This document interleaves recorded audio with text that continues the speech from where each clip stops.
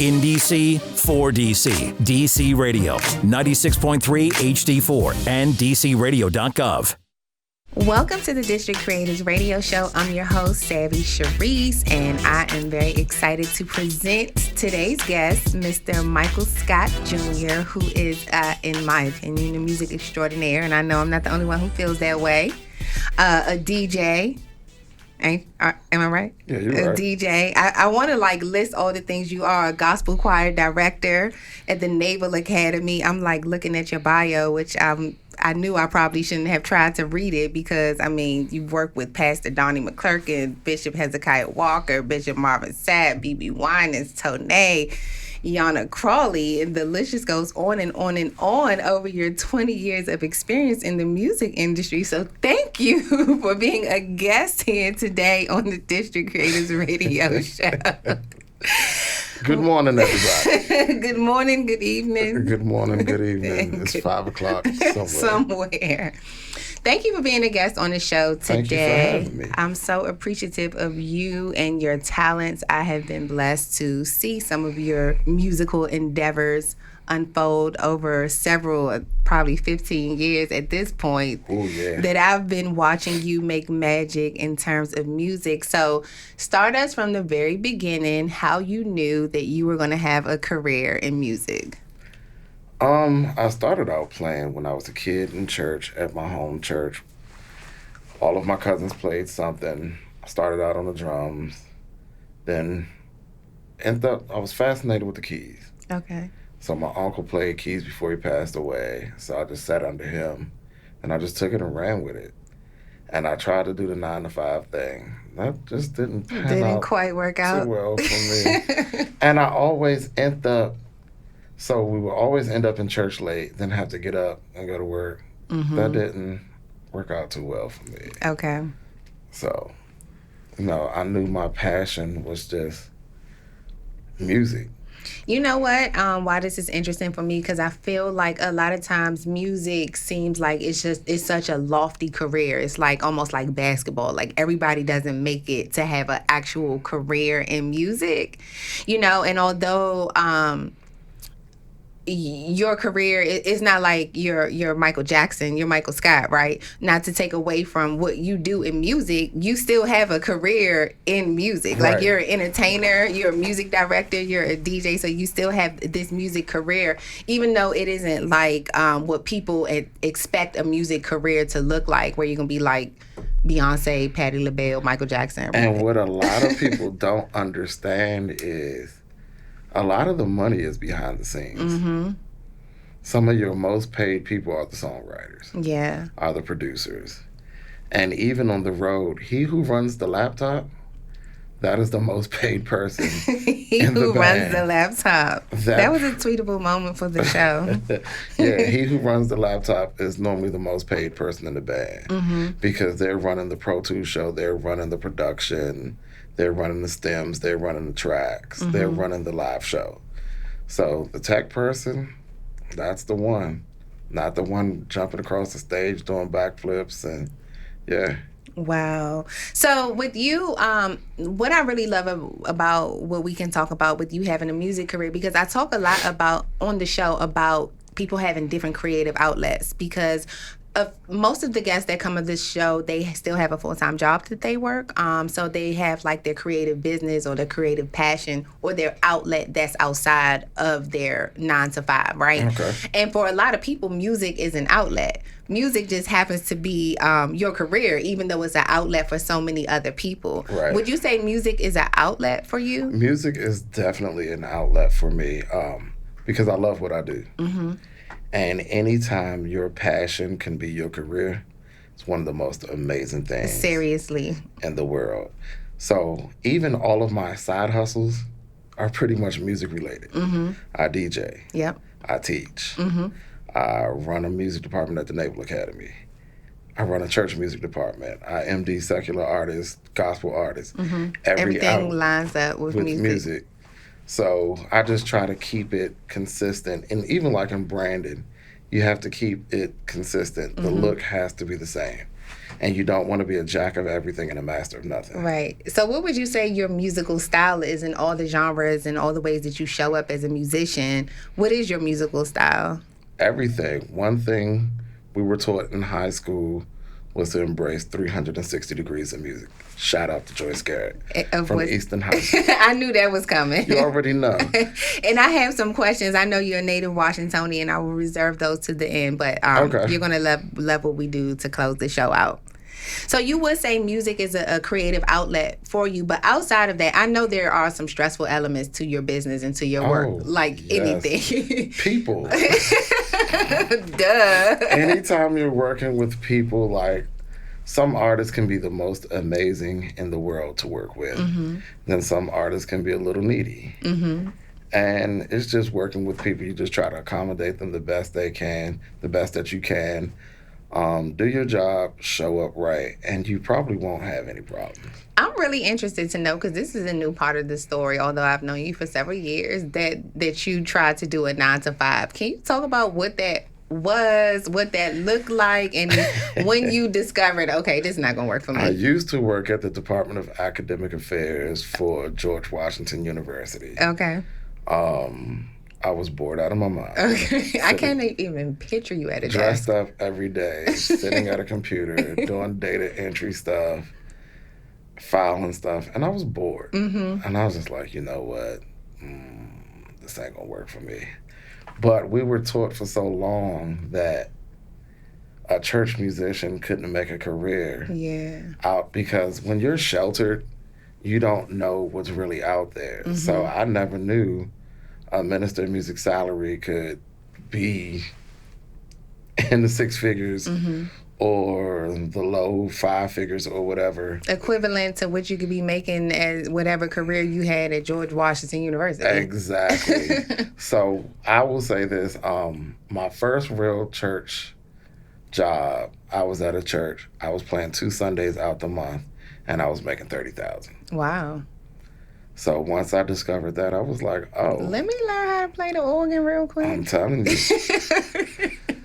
After I discovered that, that's when I just put my all in it. And I was mm-hmm. like, I'm going for what I know. Okay. Because I know this is what I'm supposed to be doing. So did you leave the full-time gig and just jump right into music? Was there like a bit of a transition? How did that go down? It was a brief transition, but it kind of was like a no-brainer, because I was still playing at the smaller church. Right. And this was just two Sundays a month? 2 Sundays a month. Okay. So I was making the equivalent of the GW job mm-hmm. playing at the 2 churches. Right. And then when all of the side stuff started coming in at the same time, and I was like, whoa. You started calculating the numbers, and doing the math. Made it make sense. That's dope. So, but what about individuals, which so many people are in this space where it's like they have this creativity, they may have this gift. You know, there are so many people who are like singers, they really want to be an actress, but they work at George Washington University as a file clerk. What advice do you have for individuals, especially musicians, because that seems like so risky? Everybody makes some of the careers, they're like so dreamy that people make it seem so risky, and it's like, ooh, you're really not going to be able to be a full-time singer. You better keep that job at the Department of Transportation. What's your advice to individuals who find themselves in a situation where they're working completely outside of their passion? I'm a firm believer of you got to hustle to support the dream. Mm-hmm. Because your dream is going to cost. It is. And you can't fund the dream without funds. Nope. So. Tweetable. I'm about to get me a social media manager so they can tweet all the quotes. So you have to fund the dream, and you can still work your passion and still work your 9 to 5, because in that moment, that's your building phase. Mm-hmm. You stack your bread, you put your money to the side, and you prepare yourself to get ready to fund your dream. Because, like I said, you can't fund the dream without any funds. Absolutely. And things cost. Like if you're a musician, you have to get your instruments maintained. Mm-hmm. You have to buy equipment. If you're a dancer, you have to buy shoes, you have to buy outfits. If you're a singer, you got to buy vocal lessons and different things. If you're a makeup artist, you got to buy makeup. Definitely. And if your business ain't booming yet, you have to fund it some way, somehow. So, and it ain't cheap. You got to be able to get there. Reliable transportation That too. That part. You need funds for that too. You do. Even if you take an Uber, you need money to get an Uber. Yes. So everything costs pertaining to your dream. So if you can't fully fund your dream with your dream, hustle to support the dream. And it's okay. Mm-hmm. I do it. I've done it. Yeah. Yeah, so I think Instagram has done this thing that is like romanticized entrepreneurship, but doesn't talk about the dark side of entrepreneurship when you don't have a sale all day or all week. You haven't had any sales. Absolutely. You know, you a real estate agent, you have not sold one house. You a makeup artist and you don't have one client. Or you're a musician and don't have one gig. So you have to have a reserve, and most people will only have a reserve by having that 9 to 5 to hustle to support the dream. And even church, that's my full-time job. Full-time minister of music of a mega church, what I would consider a mega church, a staple in D.C. That's still my full-time job. Everything else is a side hustle. Around that. Yeah, church comes first. Well, I love that, again, like one of the keys, though, I think this is very important and admirable, is that you've been able to build side hustles that align with the main goal. And I'm sure that helps you from being all over the place, because it's not like you a fashion designer on Saturday. You know, it's like, and then you do this other business. You're a real estate agent. You a fashion designer. You a music. I really love that everything aligns and goes back to music. And it allows you to be flexible. You can teach. You can play. You can consult. You can manage. You can direct. But it's all aligned. And that goes back to being a jack of everything and a master of nothing. It has to make sense. And your branding has to look consistent. Because if somebody comes on my Instagram page, they don't want to see me making pizzas over here. I don't. Me playing the keyboard over here. Right. It's then like, I'm selling T-shirts on the next page. It has to be consistent. So I'm all about consistency. I'm all about the branding being the same. And just a consistent, clean look overall. You reminded me of something, because I like to take a lot of different classes around entrepreneurship and just stay above trends and things of that nature. So I took a social media class recently, and it was talking about personal brand versus business brand. And a lot of time, the personal brand just gives glimpses of your lifestyle that feed into your professional brand. And so your professional brand is music. So we may see you out, you know, having drinks with friends in your personal pictures. And then we may see you like getting an award for something, for a music accomplishment. Right. But we don't see you on there like being a basketball coach. No. Because it's just not aligned with... It doesn't align with what I'm do. trying to do. Yeah. And it just has to completely align. When you come to my page, you're going to know I'm a musician. You're going to know music is my life. If you see anything outside of that, it'll be my son, or it'll be a happy birthday to one of my friends. Nothing more, nothing less. Speaking of coming to your page, how would you say social media impacts your business, or just you as an entrepreneur in general? Social media can be a plus or it can be a fail. And I say fail because if you rely solely on social media, it could be a sad case. Sad. Because there has to be some form of communication outside of social media. Social media is not your email address. Social media is not your phone number. Social media is not your website. Yes, it can be great free advertisement, but it can work for you or against you. Outside of social media, are there any other apps or digital tools that you use to help you to be a successful entrepreneur? Yes, because I'm never sitting at my desk. I love Adobe Scan and Sign Now. I can sign all kind of documents, scan documents, and just get stuff back quickly because I'm driving. Contracts. I'm driving. I'm at a restaurant. Somebody will send me something. I'm like, I need this back real quick, and I want my money. So look, listen. Let me tell you something. I'm going to scan that over to you in 2 seconds. You can have this contract back right now. Yeah. And you can sign it, date it, everything. You can change the color of the ink. Because some people be like, we need a wet signature. Oh, okay. No problem. Let me make this ink blue. Here Adobe Scan. Adobe Scan and Sign Now. Sign now. Okay, I'm always making a list. I had this little running joke that a lot of the questions I make it seem like it's for the listeners, but it's really for me. So I'm gonna put that on my get list. it in. Get it in however you can. What would you say the biggest lesson that your business has taught you? Be consistent. Mm-hmm. Be consistent. Network. Build relationships. Relationships are everything. Relationships are what help you to be successful. You can't do this on your own. No matter what you do, I don't care who you are. You could be the richest person in the world. Some way, somehow, somewhere down the road, or somewhere before you got to where you are, you had some type of help. Yeah. And it was some type of relationship that helped catapult you to where you are. Yep. Relationships are everything. Everything. What would you say your ultimate goal for your business is? To become a 7-figure business. A 7-figure business. I like that goal. Because we've all, for the most part, have touched 6 figures. Mm-hmm. In some way. And if for listeners who have not, you're on your way. Right. You're very close. 6 figures is very easily attainable. Yeah, we got to set some bigger, more lofty goals. I was just telling someone that. 7 and 8 figures is what we're trying to do in 2020. Because here's the thing, though. We have access to view people, speaking of social media, that are young adults who are clocking 7 figures. Exactly. Look at my guy, Ryan, the little YouTuber. I think he's 9 or maybe 8 or 7, okay? Like and he's stacked. Somebody out there can get paid for sitting Indian style in the middle of your floor, and you'll be a millionaire tomorrow. Like, it's just so much stuff many ways out here to just obtain wealth. Mm-hmm. You just have to find your niche. I totally agree with that.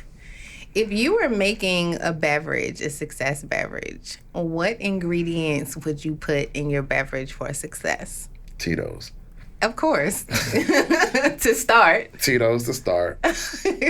Happy communion. Praise the Lord. I love it. Relationships is number 1. Mm-hmm. Consistency. Practice. You gotta practice. Mm-hmm. Practice makes perfect. Perfect your craft. And in my field, to make a successful business, it's all about your gear too. Say more about that. Your keyboards have to be on point. Mm-hmm. Your recording software has to be on point. Some people like to hold on to old stuff. I like new and old stuff. Mm-hmm. So some of my keyboards are from the past. Some of my keyboards are new, but the latest software, I'm going to be with it. Yeah. Like the latest Pro Tools, the latest version of Logic, the latest version of Serato if I'm DJing. Mm-hmm. It's all about your gear and what it takes to make you do what you do.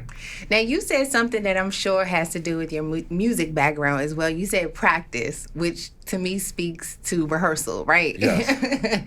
So say more about practice, because I think it makes sense for what you're talking about. For singers, you have rehearsal. For dancers, you have rehearsal. That's right. But what about just the everyday entrepreneur who they're not really like in a performance-based industry, but there are still opportunities for them to perfect their craft and be successful through practice?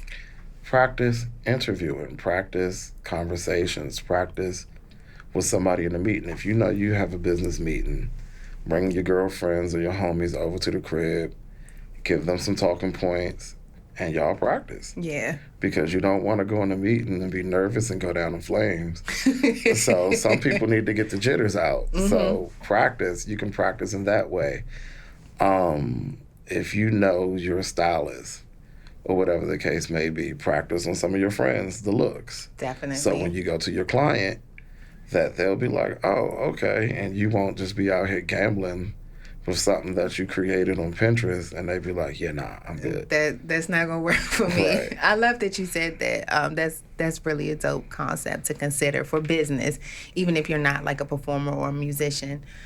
So in terms of compensation, especially when you're talking about something like what you do, how did you come up with a process for putting a price in selling your creative work? I think it gets really interesting when you're talking about like art, right? Or a song or a musician. So what did that process look like for you? And then what advice do you have for others who are putting their creative work out into the market? So before I get into the pricing, this is a funny conversation with somebody I had outside of a church, not my church. This was years ago. And they were like, you church musicians make so much money and y'all haven't paid y'all dues. Dear heart, I've been doing this since I was like 12. You was paying them dues. And I was like staying in 30 church. at the time. I was like, I've been doing this since I was 12 professionally. Mm-hmm. And I was like, my comment, you've heard me say this before, you picked your profession and I picked mine. Mm-hmm. Sorry, I can make what you make in 4 hours and you got to punch a clock for 40. Or 80. Yeah. You picked your profession, I picked mine. Yeah. But as far as pricing, I ask questions because we as entrepreneurs, no matter if you're a musician, businesswoman or businessman or whatever the case may be, we tend to shoot ourselves in the foot. Mm-hmm. So you always ask, the first magic question that you ask is there a budget allotted for this event? Right, because I'm sure people off top, especially when you're talking about music and church, they think that you're singing for the Lord.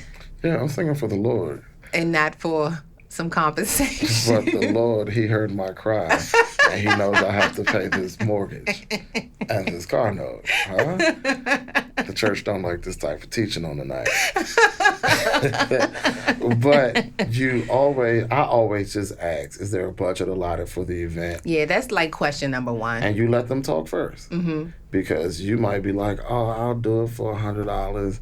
And they had a $3,000 budget. Right. Yeah. So you always... That's a major key. Ask what the budget is and then be quiet. And then you know if you're wasting your time or not. Mm-hmm. Because even for some artists that I've managed, I always ask the question. People are like, I want so-and-so to come sing for us. And I'd let them know off the break. It requires 2 flights, 2 king-size room at a 4.5-star, 5-star hotel, ground transportation. Uber is not ground transportation. And this is the honorarium is based on how long you want them to perform, speak, or whatever the case may be. Mm-hmm. And sometimes the honorarium is just what it is. Yeah. It's just going to be what it's going to be. I can't deviate because the reason is if somebody books you, you can't be anywhere else. Yeah. Your time is your time. You can't run down the street and go make another $50 here. You're with them. So it's going to be what it's going to be because when you're with them, you can't be anywhere else. So. Yeah, that makes a bunch of sense. But what about the person who is like very new, right? They're not new, volunteer new, but they're not 5-star hotel solidified yet either. How would you advise them in terms of like at least establishing a price point, but not like missing out on an opportunity that will get them to that 5-star level? Make it fair for you without undercutting yourself. Mm-hmm. Musician standard is about anywhere. So I would say like if you're playing on U Street, or a quick little U Street gig. Mm-hmm. The standard, I believe, should be no less than $125. Okay. To $250. Mm-hmm. And that's just for like a little fun little set, like not no 2 sets or anything like that. Mm-hmm. But if you're doing a set with somebody, your standard should be no lower than $125.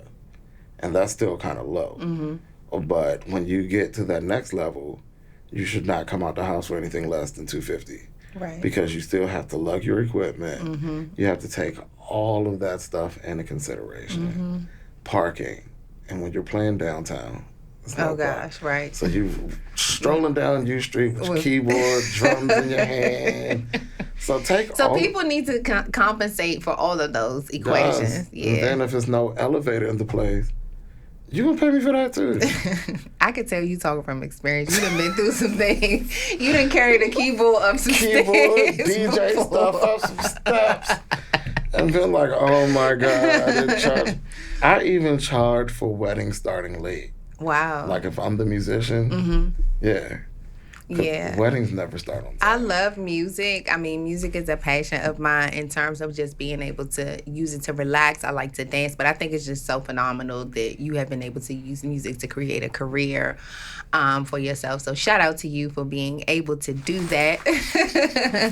I want to switch gears and play a really fun game that I like to play on this show. It's called #DC or Nothing. This was not in the questions that I sent you, so you're not prepared, which I love when the guests are not prepared. But basically, it's a game that pays homage to a good friend of this show, Mr. Tony Lewis Jr., who created the #DC or Nothing, which eventually evolved into DC Natives Day. And it's about DC natives, DC culture. And I know you're a native Washingtonian, so you're going to think the game is really fun. So basically, I'm going to ask you a few questions, person, place, or thing, and you have to answer with a specific person, place, or thing that's only related to the District of Columbia. Remember, I was a church kid, so I was in the house. No, you got this. You got this. You got this. All right. So, and this is current day. I ain't gonna give you no history. My answer for everything was about to be Marion Barry. Okay.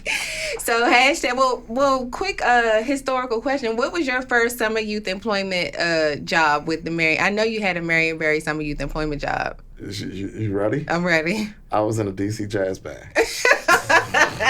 Music. Perfect. All right. So DC or Nothing. It is Sunday after church brunch. You going to brunch. Mm-hmm. Church was fire. You had a great time. You played the saints into their glory, and now you're gonna go feed yourself. Bottomless. Hallelujah to God. Yeah. So where you going for a good bottomless after church brunch in the city? I'm not gonna give up my spot. The Beacon. The Beacon. Yeah, I like the Beacon. You petty for not sharing your brunch spot. I ain't gonna do it. You know what it is. I do. I'm not gonna say nothing. I'm not gonna say nothing. All right, cool. So DC or Nothing. It is now date night. Friday night date night, and this is a cute dress up white tablecloth little date night. Where are you going? Current day. You used to could go to STK. Now that was sexy. I didn't even make it before it got unsexy. Yeah, it's not there anymore. Oh Lord, see, I'm late. If you want something quick, consistent, I would say white table, the Hamilton. The Hamilton. And you can get a booth that closes. Oh, cute. That's cute. Take note. Note section. Mm-hmm. Note section. All right. DC or Nothing. In your opinion, what is the best place in the city to see the best views of the city?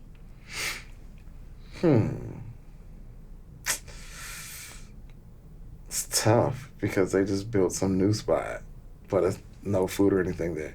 I would just go with the W. The W is a very popular one. The W. The W. Yeah, and you know what? I'm glad you said the W because I love the W views. But in terms of that, I also like to highlight there are various parts of the city that aren't necessarily like a venue per se, like up on top of Morris Road, the panorama room on that hill, like all those kind of. And then you can go pretty much anywhere in Southwest now if you got friends with rooftop spots. Yeah, I happen to be friends with rooftop spots. I mean, a whole book on rooftop situations. Mike, thank you so much for being here. I appreciate you and your gift of music that you give to so many. Let us know how we can keep in contact with you, keep up with you, and be connected if we have some musical needs in the future. You can reach me at mscottjr30@gmail.com. That's my email address. You can reach me on all social media handles as Mike Scott Jr. Perfect. And thank you for being a guest. Any parting words that you want to share? Motivation, inspiration? You've been dropping gems this whole 30 minutes. Be consistent. Stay true to yourself. And just hustle to support the dream. Because the dream is free, but the hustle is sold separately. Yes, it is. Thank you, Mike. You're welcome. In DC, for DC, DC Radio, 96.3 HD4, and DCRadio.gov.